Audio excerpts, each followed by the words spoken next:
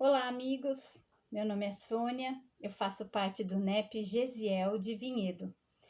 E estou aqui em função da nossa proposta de estudo do livro Ceifa de Luz, de Francisco Cândido Xavier, pelo Espírito de Emmanuel. E a minha missão aqui é falar sobre o capítulo 7, Legendas do Literato Espírita. É um capítulo, como todos, maravilhoso, e ele é tão rico. Cada frase dele merece um comentário. Então, eu vou me permitir fazer a leitura de cada frase e um comentário a seguir. Então, a primeira sempre é uma alusão, né? Uma transcrição do Evangelho. E aqui a frase é a seguinte: nem só de pão viverá o homem, mas de toda palavra que procede de Deus. Jesus está em Mateus, capítulo 4, versículo 4. Todos nós necessitamos do pão material, estamos aqui na vida material, mas o verdadeiro sustento para a nossa vida vem da fé e do alimento espiritual. E aí, começando aqui a primeira frase dessa lição: optar como deseje por essa ou aquela escola literária respeitável, mas vincular a própria obra aos ensinamentos de Jesus. Nossa vida é resultado das nossas escolhas sempre, mas a gente tem o livre-arbítrio para escolher aquilo que nos agrada, aquilo que não. Mas a gente sempre deve analisar e usar a fé raciocinada e sempre buscar essa coerência daquilo que a gente está vendo com os ensinamentos de Jesus. Eu particularmente uso muito uma frase quando eu estou no momento de decisão, quando eu estou em dúvida sobre alguma coisa, que é o que Jesus faria no meu lugar. A resposta nem sempre é aquela que a gente acha que seria mais interessante, mas sem dúvida a resposta que vem é o caminho que a gente deve seguir. Segunda frase: emitir com dignidade os conceitos que expose.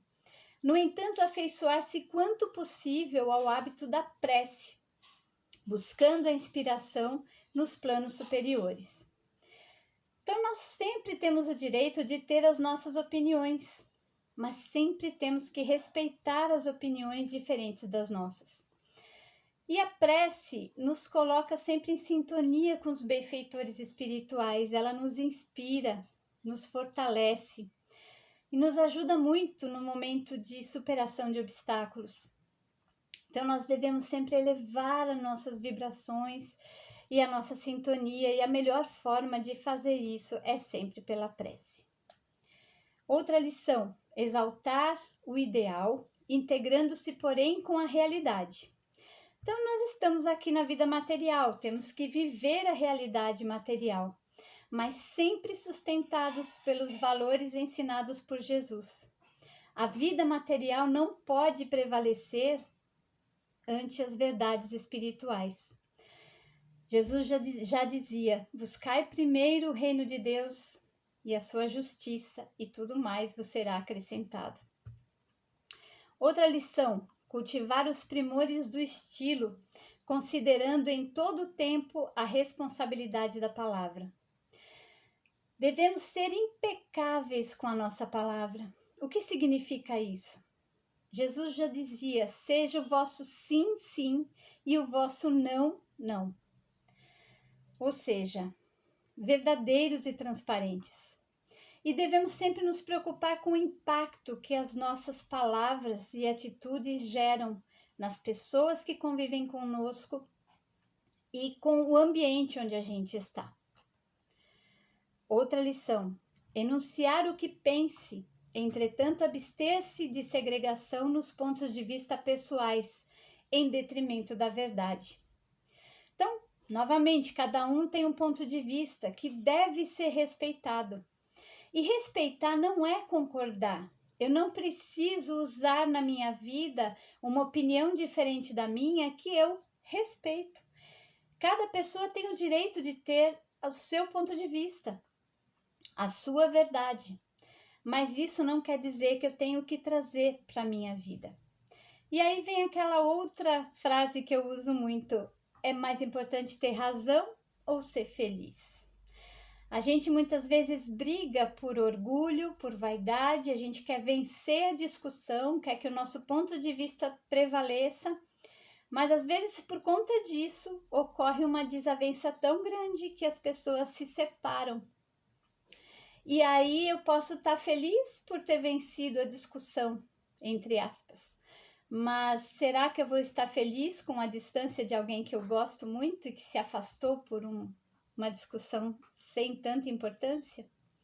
É para a gente pensar. Outra lição: aperfeiçoar os valores artísticos, todavia evitar o hermetismo que obstrua os canais de comunicação com os outros. E aqui a gente está falando de barreiras, né? Barreiras na comunicação. E de onde nascem essas barreiras? Sempre, novamente, do orgulho, da vaidade. E a gente precisa ter a clareza de que a gente aprende com a diferença. Se todo mundo pensar igual, a gente não cresce. A gente precisa conhecer outras possibilidades, outros pontos de vista, para a gente poder até analisar melhor uma situação ou uma ideia.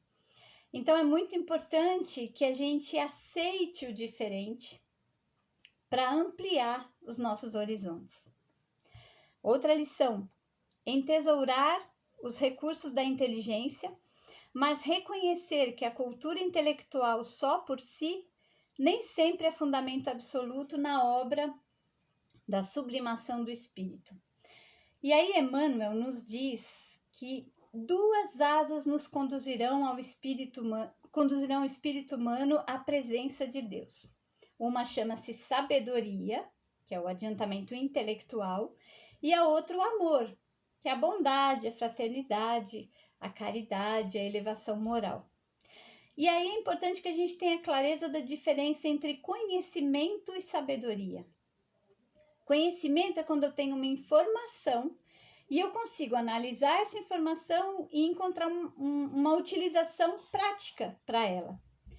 Porém, a sabedoria é o conhecimento. Também analiso a utilidade prática, mas antes disso, eu faço um julgamento moral. Uso a ética, uso a moral, os valores, para definir se vale a pena praticar ou não essa informação ou essa orientação. Meimei nos diz que devemos saber com amor e sentir com sabedoria, ou seja, ter o equilíbrio entre o sentimento e a razão. 8ª lição: devotar-se à firmeza na exposição dos princípios que abraça, sem fomentar discórdia. Novamente, não devemos impor aos outros a nossa verdade, gerando desavenças. Só o exemplo arrasta, ou seja, nós devemos ser a mensagem que a gente está levando. A gente não deve falar sobre a mensagem, nós devemos exemplificar. Quando nós formos a mensagem, aí a gente convence muito mais, a gente realmente consegue alcançar muito mais as pessoas. E aí, a 9ª lição: valorizar os amigos, agradecendo-lhes o concurso. No entanto, nunca desprezar os adversários ou subestimar-lhes a importância. Essa lição também é maravilhosa. Os amigos, claro, nos ajudam muito na caminhada. Porém, os adversários são nossos maiores professores. Eles estão sempre nos ensinando, testando a nossa paciência, o nosso equilíbrio, a nossa capacidade de perdoar. Eles nos ajudam a evoluir se aprendermos com eles. Amar os nossos inimigos é minimamente ser grato pelas oportunidades de aprendizado que eles nos oferecem. E a última lição, que é, na verdade, um resumo de tudo: conservar a certeza do que ensina, mas estudar sempre, a fim de ouvir com equilíbrio, ver com segurança, analisar com proveito e servir mais. Então, devemos buscar sempre o equilíbrio, né, e o aperfeiçoamento através da reforma íntima. São lições maravilhosas para a vida e para os relacionamentos, para a comunicação, que possamos aprender com essas lições e aplicá-las em nossa vida. Um abraço a todos.